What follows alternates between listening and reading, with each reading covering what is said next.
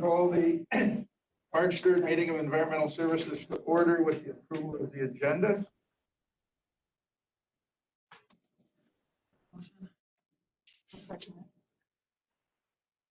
All in favor, say aye. Aye. Motion. Aye. Yep. Approval of the minutes for the February 10th, February 17th, and February 24th minutes. Make a motion.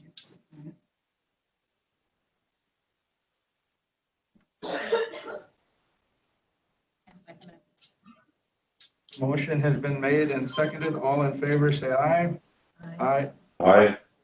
Opposed, the same. Motion carried. Public comments not to exceed 30 minutes total. Is there anybody up in the West Conference Room, Bob, who's? Good morning, Mr. Chair. There are no public comments from the West Conference Room this morning. Okay. Disclosure of committee members, let us know when we get there if there is something. Any supervisors online, Bob, with anything? Okay. Mo, you're up. Consideration of property listing. At this time, Mr. Chair, I do not have an update as our special meeting took care of that last properties. Okay. Bob, you're up. Parks, recreation, trails, and dams. Supervisor, I have one person on public comment. Caller number 2, did you have public comment? This is Steve Arducer.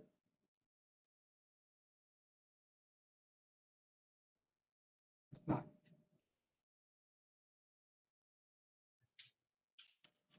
I apologize. Steve Arducer wanted to speak, but he's not online. Okay.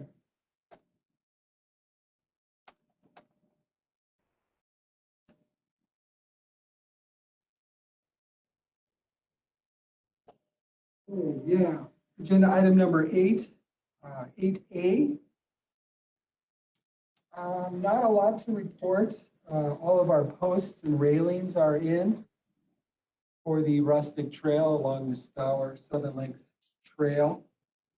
Basically, the trail is completely punched in, at least that first quarter, 0.8 mile to Baker Avenue. We have all the signs. Basically, those signages will be installed once and if conditions allow for winter use. That's about it. As you all know, we are currently responding to claims. There's litigation, and we're working with our legal team to respond to those claims.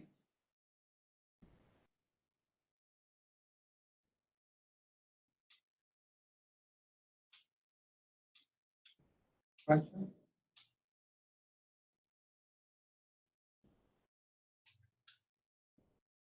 Pretty easy day so far, Bob.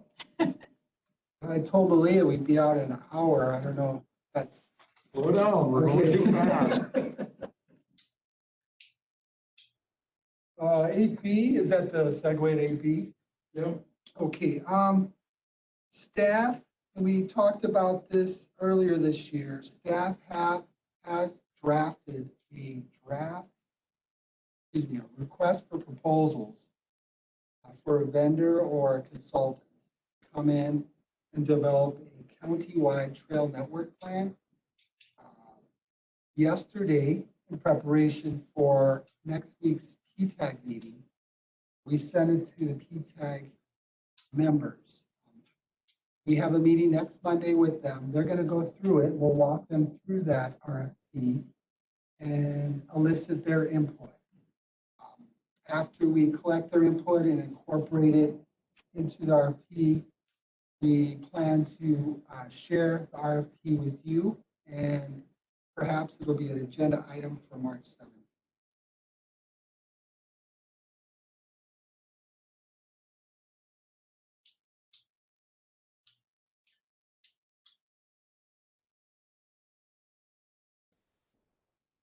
Any questions? Mr. Chair, Yep. my son keeps, we I'm not receiving Bob's, B, 8B. Did I stand under the mic? Yep. Is that better? Is this better? I can hear you, I can hear him now. Yes. Go ahead and repeat it, Bob. Just to reiterate, Supervisor Rowdy, staff has drafted a request for proposals for a consultant to develop a comprehensive wide trail network for Polk County. We've sent that to PTAG for their meeting next Monday. We anticipate some edits or additions to that RFP from the PTAG group. Thereafter, we'll bring to this committee, more than likely, the March 17th meeting for your review and recommendation. Did you hear all that, Doug? Yes, I did. Thank you. Thank you.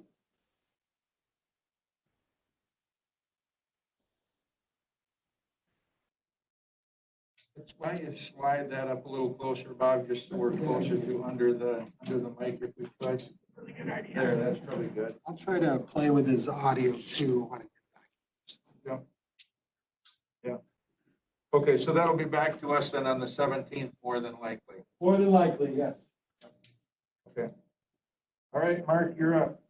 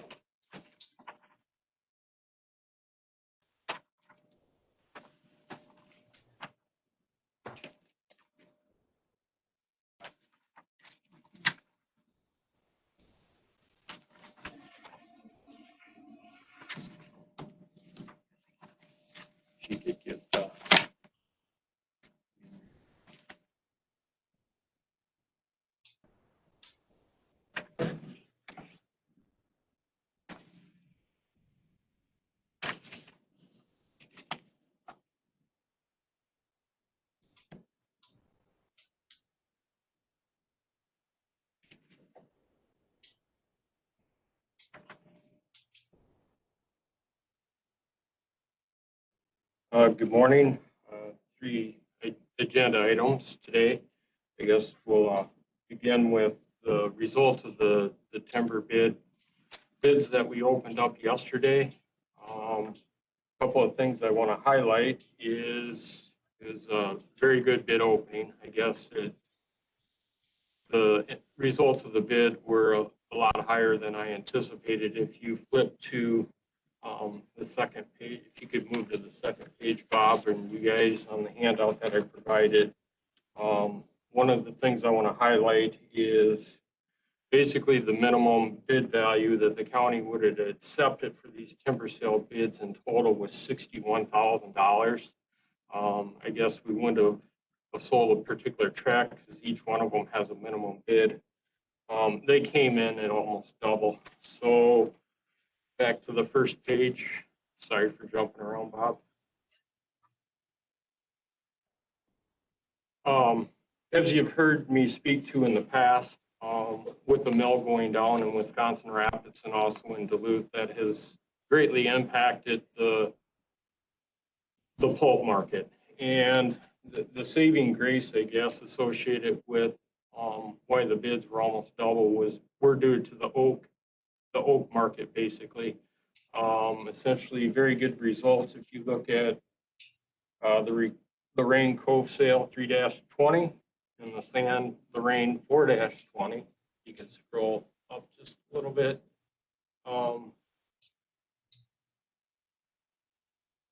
So basically, the bid is going to be awarded per your approval to everything highlighted in yellow here. But, you know, strong red oak prices and hardwood prices. 2 years ago, if you look at kind of the weighted average associated with the pulpwood, on the second page, you look at, for instance, given that there's a lot of oak on the Polk County forest, 2 years ago, that was selling for like $8 a ton.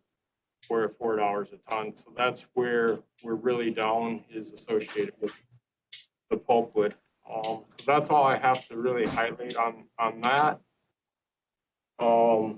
Unless you have questions, I guess I will need a motion for you guys to approve the timber sale bids and issue contracts for the contractors highlighted in yellow.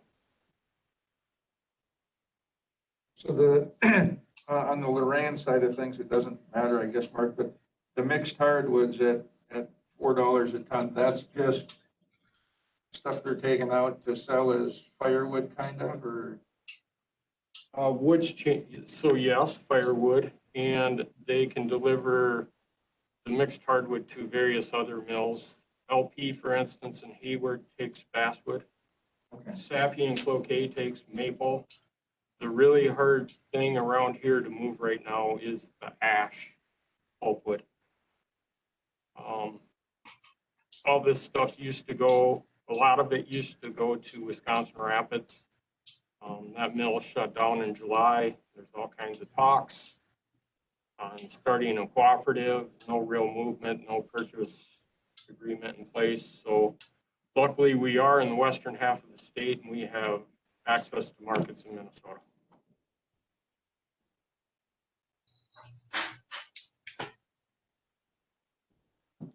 I make a motion, we approve the bids that are highlighted in yellow.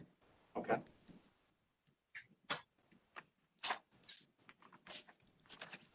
If we could get the, moving on to the, Just a second. We oh, gotta- sorry.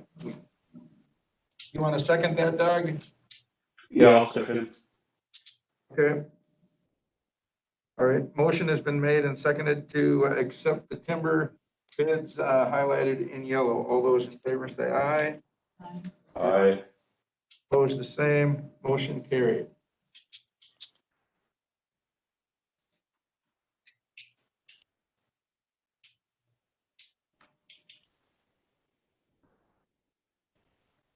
Go ahead, Mark. Okay. And if you could go to page 2, Bob, that'd be great. This should have been emailed out to you last week. I hope you received that. Again, I'm not going to go through this entire report. However, I will highlight kind of a couple of items, I guess. Looking towards the middle of the page, where I'd like to begin is just a review of where the county timber sale revenue goes. Essentially, we pay 30% of the gross revenue to townships. When we have a loan, every time I receive a payment from a producer for timber, 20% of those proceeds go into a trust account, which goes to pay off any loan balance that we have. I guess the loan balance that the forestry department can have is every year we've been going for the variable acreage share. I'll get to that a little bit later. But how the breakout was this year is essentially 56% of the total revenue went to the county, 14% went to the trust account to pay off the long-term loan, and 30% of the gross revenue went back to the townships that have forest acreage within that particular township. And I'll get to that a little bit later too. So what, ask you a question? Yeah. So when we say 64,000 went to the county, that just goes into the general fund? Correct. Correct. Bear with me until page 3 here. Last year was a slow year. You know, there was 6 active timber sales. However, I only closed out 2 sales representing 71 acres. Polk County Forestry is a prepay county, meaning that they cannot timber sale until they pay for the stumpage. And when I'm out administering, I have to make sure that they always stay ahead the timber that they're cutting. So if they give me a check for $20,000, they can cut $20,000 worth of timber. Before they're allowed to cut more timber, they have to give me another check. That's kind of how that works. So the state reports, they don't get reported until they're closed out. So I'm always doing a balancing act between the county reports and the state reports. The bids that you just approved, the last bullet item I want to highlight is when I put this together in late February, we had $188,000 on the books. If we throw on what we just sold, that's going to be about $305,000 worth of timber that's on the books that will come in as income as a future date. That's down a little bit. Usually we're averaging after a timber sale anywhere from $320 to $350. But given the downward market associated with Verso, and remember, we sold a big sale 2 years ago with the blowdown that was kind of sold for 30 cents on the dollar in the town of Johnstown. So we're actually in pretty good shape considering everything that's happened. Moving on to page 3. Total revenues were 160. One of the things I want to highlight is every now and then I talked about that trust account where we put in money to pay a long-term loan. For 15 years, a piece was bought by Mckinley and money had been contributed into this account. And it's like we had money sitting there. So there was a transfer from that trust account to the general fund last year to comprise that $160,000. Expenses, the two big ticket items associated with expenses are basically my wage and benefits and reforestation. 3 years ago, there was a lot of wood cut in the town of Sterling, and over the last 2 years, we've been investing a lot of money into reforestation. Last year, you look at reforestation and trees, that's $25,000 right there. So those are the two big ticket items. So when we generate revenue in the town of Sterling, 2 years, 3 years down the road, we got to invest back to get reforested. Moving on to the Township Severance. I came in January before I paid this at this time. There was a couple of timber sale checks that did not clear, so I was telling you guys, I don't remember exactly, but it was $29,000. But it ended up being $34,790, and you can see the breakdown percentage as it relates to the townships. So these are all the townships that contain forested acres, and it's based on the acreage of each township compared to the whole as a percentage, and that's how the payment is distributed. We pay this every year for resolution by the end of January.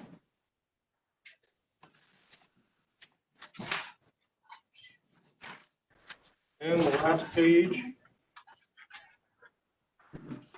and this is why that $42,000 was transferred to the general fund. We had $60,000 sitting in that with in the text there. As of February, we have a liability of $12,000. So there's $18,000 in there. So in essence, there's potentially $6,000 in there that may be carried over at a future date also. That's kind of the forestry operations in a nutshell. I guess I'll open it up to any questions. So we borrow the $8,000, give or take, every year, right? The variable acreage share loan? We have, yes. Yeah. And then that's paid back every year, right? Yeah, so at some point, you know, it's one of the things I keep my eye on. What's this account doing? Where we at? Where are our liabilities? And that's why looking at it was our liability was 12 and there were 60 in there. So with this money, it came. that's why on the revenue side of things, there was a kind of a one-time or one every 10-year transfer to revenues that went to the general fund.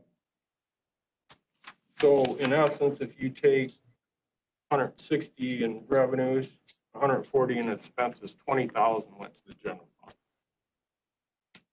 That makes sense.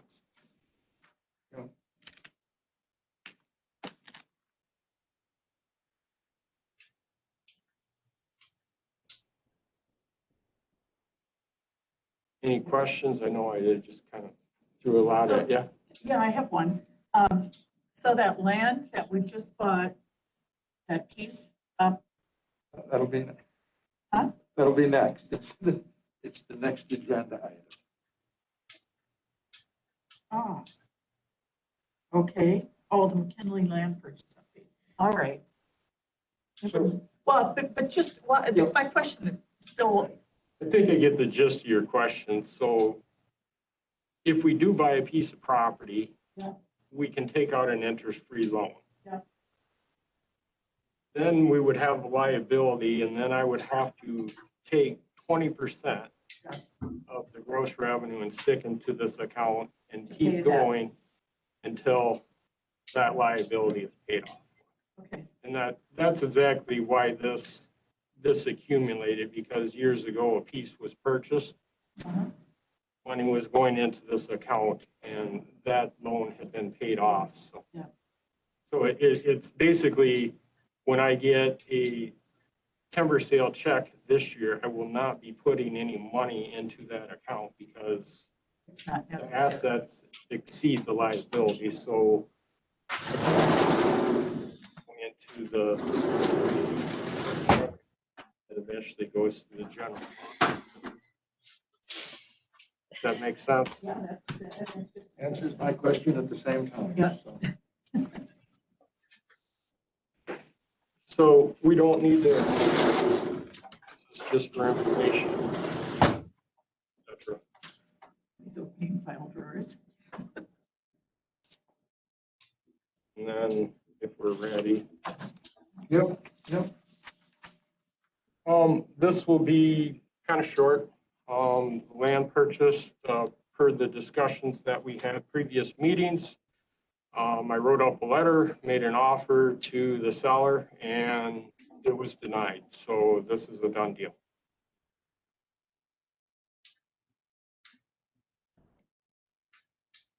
He didn't counter or anything, he just said no. Yeah, I operated with the parameters that Yeah. thank you for the opportunity. So,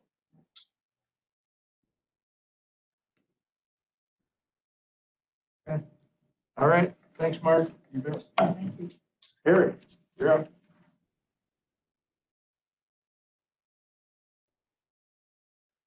Thank you. Good morning. Good to be presenting to you again. Today, I want to bring a possible program to your attention that we've, in the Land and Water Resources Department, have considered for quite some time. And I think the timing of it works quite well with the presentation that you saw at the last meeting for the Horse Creek Watershed Council, and just to touch on a few of the other volunteers that we work with throughout the course of every year. We have wanted to recognize the super volunteers, if you will, that we work with in some way. We value partnerships that we've developed over the years, and we want to give back to some of the citizens and groups that help us with our programming and advancing our goals. And quite frankly, a lot of them are just doing positive things for Polk County. So we'd like to develop a volunteer recognition award program for citizens that go above and beyond efforts in conservation and water quality. And so we'd like you to consider this. It would help us promote our programming. It would help, recognize these volunteers within our community. And I think it would give an opportunity to have these folks share their story and share it with you. So we would consider like a nomination type process within the staff of our Land and Water Resources Department. We would put together a presentation to share with you as to why these are deserving individuals, and recognition is warranted. We provide supporting documentation and maybe even obtain letters of support to share with you. For the award process, Land and Water Resource staff and the ES committee could be involved in identifying a winner, so to speak, and designate the award recipient. We're thinking that recognition could come with a plaque and a press release in local papers, and a presentation at a set environmental services committee meeting at some point in the year when it fits. And if you consider even going above and beyond that, it could be a presentation at a county board meeting or something like that. Positive outcomes, I touched on it a little bit, but again, it would promote our Land and Water Resource Program and recognize some of the volunteers that we work with and value their time and efforts. It would provide Polk County government community involvement, and it would recognize these folks for contributing to very positive impacts in natural resource management for Polk County. As far as the budget goes, we have an annual tree sale where we do raise funds for outreach and education and environmental programs. And we think that there's enough revenue from that program to purchase plaques and maybe the press release if that's needed and things like that. So this could be something that's self-funded. There's some opportunity for expansion in this, awards from other divisions potentially, and it could be expanded to partner organizations that could also provide nominations down the road. But right now, I think, our hope is that it could be something a little more personal from the Land and Water Resources Department, thanking the people that contribute a lot of time and efforts towards our program related items. So today, I guess I'd be just looking for your support, and if you're approving of this idea, we would come together as a staff and kind of design a program, what it looks like, share it with you at another meeting, and then maybe implement it as soon as this year. So with that, are there any questions? I like the idea, and I think it should be presented at the county board. Here we'll have already been part of that process, it sounds like. So I think presenting at the board would be that would give them a much broader recognition than. We work with a lot of people that are really deserving of recognition and thanks, and this is kind of the least we could do, and whether they like it or not, a lot of them aren't in it for any attention or awards or things like that, but at least it's something to say thank you, and your efforts are recognized and noticed and appreciated. I like the idea. Yeah, I think it's a good idea. Any thoughts or questions on that, Doug? No, I just believe it sounds like a good idea. Yeah, I think it's great that it comes to us, but I think it should be the Land and Water Department that picks you know, Yeah. to bring, let's say, the finalists to us, that's fine, but it's your division that Yeah. understands what these people are doing Yeah. and all of that. So I would say it should be the Land and Water Division that picks the winner, you know, to come in and give us a presentation of here are the, is it 3 finalists, is it 5, whatever it is, and, you know, give us a 5-minute thing on each of them. I think that would be great, but Yeah. I'll just say, I think it's, you know, it's your guys' business and job to know really what's going on out there and, you know. Would it even be, you know, maybe in some years we would just have one. So would it be something that we could just put together a presentation and deliver it to you the day that we present the award? Would, Yeah, I think that's fine. You know?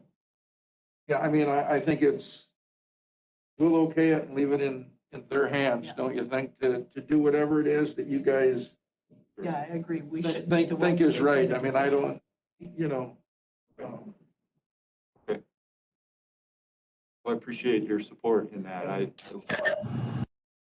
So just a thought, I mean, at the start here, I mean, for the first year or two, do we think it's okay if they chose to give out a couple?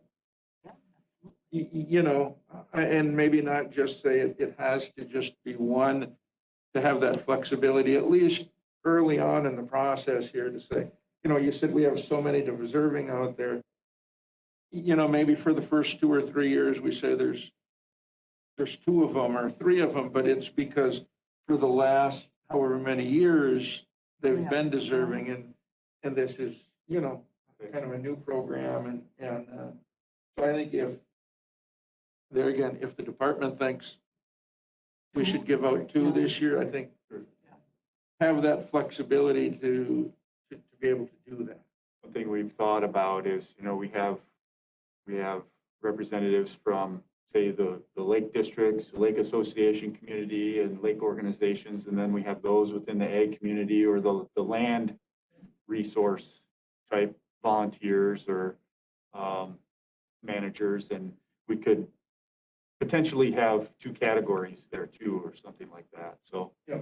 we'll That's a good idea. put our heads together and put together a program that meets what we hope to do and your suggestions and bring it back at another meeting. That sounds okay. Just Sounds be good. careful. Some people don't like to get up and speak in front of people, so, you know, make that optional for whoever you're. Sure. Yeah, That if you could win, scare you don't people away. if you win, you don't necessarily have to get up and give a speech. Yeah, Right. yeah. Yeah, I think it'd be more on us to deliver the things that they've done from our perspective.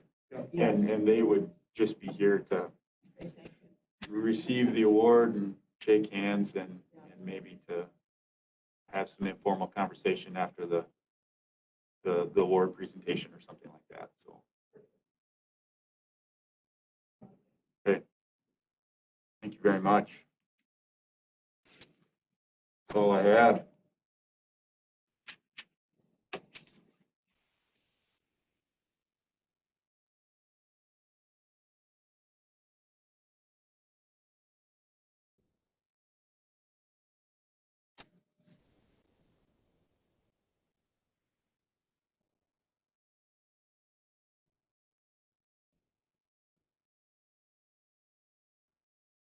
Maybe the 1-hour timeline wasn't so ambitious at all, after all. We're going to be looking good next to them other meetings that we see that only go for, 45 minutes or so. Right. 10A, I do have a significant new development here in the Environmental Services Division. Lori Bodner, our zoning administrator, first face you see when you come into the zoning office, she's announced her retirement. And so we're planning for that transition. One of the things that, to parallel the divisional model, and this has been going on for quite some time, Carol, wonderful Carol, has assumed a larger role as our division-wide administrative assistant. And so she'll be taking on some of Lori's duties.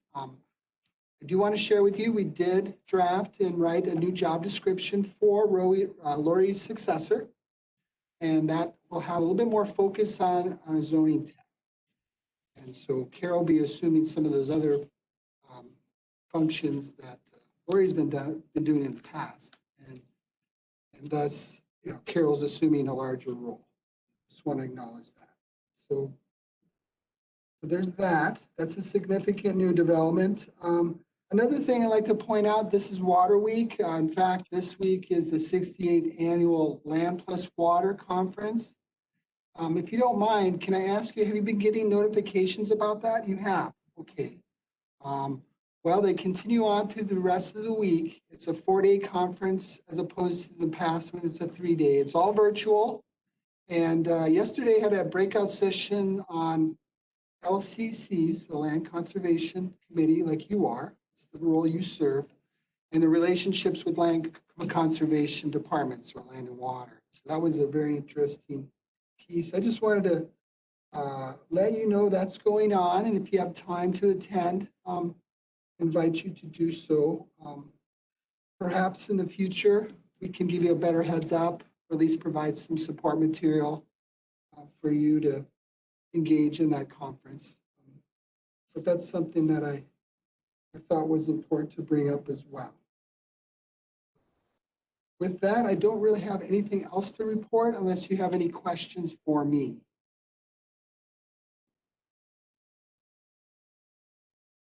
So those emails we get all the time from Land Plus Water. Land Plus Water, are they, they're a state organization? Okay. Right, and remember last year there was the ballots for representation. So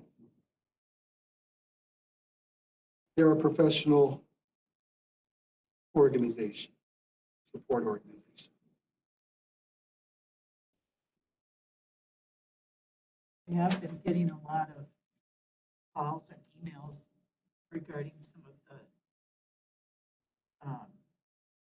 the zoning violation notices that have been going on. I know you're aware of Yeah, that's a good segue to the next piece, if that's okay. that. Yeah, I was hoping it would be. Yeah. Yeah, you said you were done with 11A, so we're on to 12. Right, we are experiencing some awareness about our more robust compliance efforts, and that was a priority for the county board. So what we thought we'd do, and I think Chairman Olson, if you don't mind, I could. One of the things we thought we'd look at is our shoreline ordinance and boathouses, and compare that with NR 115. And I believe Jason's going to do that. In our shoreline ordinances, there's roughly 9 additional conditions that go beyond NR 115. So we're going to take a look at those and compare those. So look for that at March 17th meeting. We also have one rezone. Lewis May is requesting a rezone for some acreage out in the town of McKinley.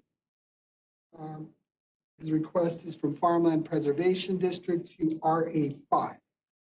So that has been noticed, and that will be on the agenda, and there'll be a public hearing. Also, talked about the request for proposals for the comprehensive trail network plan. We really hope that PTAG can provide us the input we need. And by the way, we feel really comfortable with the RFP that staff has drafted. We hope that PTAG will provide us with some input and then recommend to this governing committee its approval at the next meeting. So we're really going to try to work towards that. So that will be a discussion as well for March 17th. And also down the line, sort of piggybacking on last meeting's discussion, Ben and I would like to present the pros and cons of trail designations. Remember we talked about designating trails state-funded trails as opposed to county trails. And then the opportunities to create hybrid trails where they're a mixture of both state-funded trails and county-maintained trails. We want to go through that exercise to provide a little bit more clarity on how this can work. And perhaps we'll use the context of the Sterling Loop, the ATV, UTV loop we have conceptually in place as an example on how to work through that. So I want to bring that to your attention. We'll see how the March 17th agenda looks. And if we have time, we'll slide it in there. If not, we'll look at April. I do know that yesterday at Mo's governing committee meeting, and Doug, he's online, he's on that committee. They did talk about, did you talk about the Sterling Loop or did you talk about the ATV, UTV policy or? I just did an update. So there's another committee, addressing this as well as PTAG. So eventually we're going to have to find some synergy and bring this all together. It'd be helpful for us as staff in particular, that direction. Do you have any property listings or anything coming up for like the next meeting, Mo, or? Okay. Then didn't we wasn't there a presentation scheduled for staff, I thought? Right, we're going to Something for the push that. 17th? That was the mining, non-metallic mining. Dane pushed that to April, did he not? Second meeting in Okay. April. Yeah, okay. Thank you. So then you and Ben would be potentially in 2 weeks presenting on the, Right, we'll be delivering that pros and cons. And just it's an educational piece for trail planning and your consideration. And we learned a little bit about the constraints of both options, right? So, and then we really like to explore the hybrid model of, this section's state funded, this section's county operated and maintained, et cetera, and putting that together to meet our concept. Because that is the goal, right? The goal is to increase usage on county forest roads as well as increase accessibility. And one of the challenges we have is a lot of these logging roads are just dead ends. How is that a destination for a recreational user? We need to make those connections. So there's a lot of planning involved with that as well.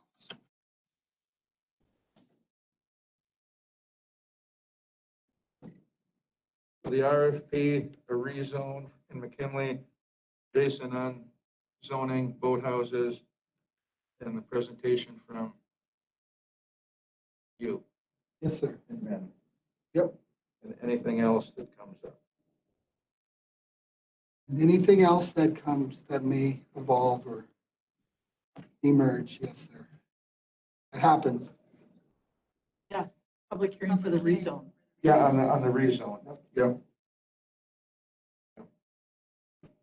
So. All right. Number 13. Want to second that, Doug? I can second that. Motion has been made and seconded to adjourn. All in favor? Hi. Aye. We are adjourned.